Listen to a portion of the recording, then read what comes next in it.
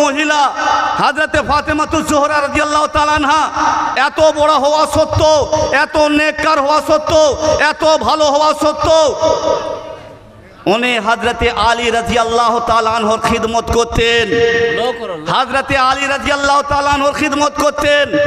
এত পর্যন্ত বলা হয়েছে যে উনি কাজ নিজের হযরতে ফাতেমা নিজের বাড়ির কাজ করতে করতে জাতা পিষতে পিষতে ওনার হাতে ফসা পড়ে যেত,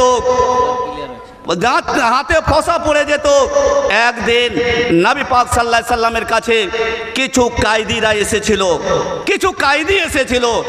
নবী পাক সাল্লাল্লাহু আলাইহি সাল্লামের কাছে এই আসার খবরটা হযরতে ফাতেমাতুজ জোহরা রাদিয়াল্লাহু তাআলা আনহা শুনতে পেলেন যে আমার বাবার কাছে কিছু কায়দিরা এসেছে, তাহলে আমি যাই, যাওয়ার পরে নবীর কাছ থেকে আমি একটা গোলাম নিয়ে আসি কিংবা একটা বাঁধি নিয়ে আসি, আমি সেখানে নিয়ে এসে আমার বাড়ির কাজ করাবো। হযরতে ফাতেমাতুজ জোহরা রাদিয়াল্লাহু তাআলা আনহা উনি আসলেন। সেই সময়ে নবী পাক সাল্লাল্লাহু আলাইহি সাল্লাম বাড়িতে ছিলেন না।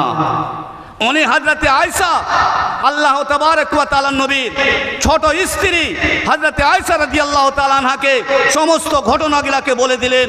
আর বলে দেওয়ার পরে উনি চলে গেলেন। চলে যাওয়ার পর আল্লাহ তাবারক ওয়া তাআলা নবী যখন বাড়িতে আসলেন, হযরতে আয়েশা রাদিয়াল্লাহু তাআলা আনহা বলছেন যে হুজুর, আপনার কলেজার টুকরো হযরতে ফাতেমাতুজ জোহরা রাদিয়াল্লাহু তাআলা আনহা এসেছিলেন।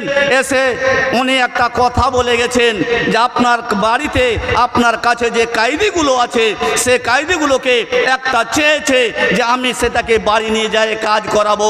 আমার হাতে ফসা পড়ে যায়, আমি কাজ করতে করতে ক্লান্ত হয়ে যাই, আমি কাজ করতে করতে আমি খাসতে যাই, যার জন্য একটা গোলাম চেয়ে গেছে। নবী পাক সাল্লাল্লাহু আলাইহি সাল্লাম কিছু বললেন না। হযরতে আয়েশা রাদিয়াল্লাহু তাআলা আনহাকে উনি সরাসরি হযরতে ফাতেমাতুজ জোহরা রাদিয়াল্লাহু তাআলা আনহার বাড়িতে গেলেন। যাওয়ার পরে হযরতে